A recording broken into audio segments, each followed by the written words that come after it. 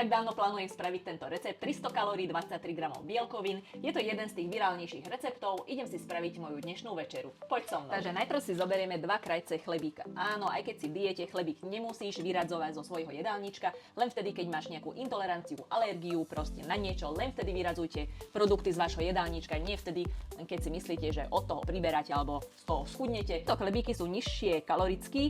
Je to z pekárne Bánov, bez reklamy, akože nerobím žiadnu reklamu. Chlieb ražný balený, že na 100 gramov 188 kalórií, čo je celkom good. Teraz zoberieme takúto paradajkovú omáčku, ja mám už ochútenú a dáme 50 gramov na každý krajec. A na toto šupneme cottage cheese, áno, cottage cheese, zás cottage cheeseový recept, áno, musí byť. Tento cottage cheese má 180 gramov, takže 90 gramov dáme na jeden chlebík a 90 na druhý. Nemáte radi cottage cheese, dajte si hrudkovitý tvaroh, kľudne. Olížeme lyžičku.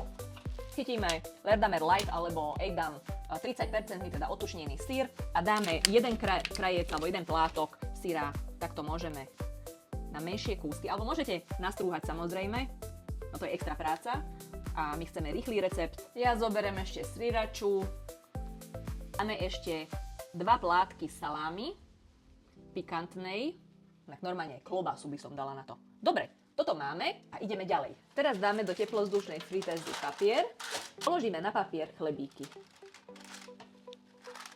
Tak, pri 200 stupňoch pečieme 8 minút.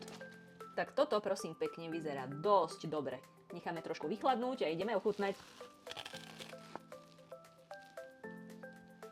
Toto je skvelé.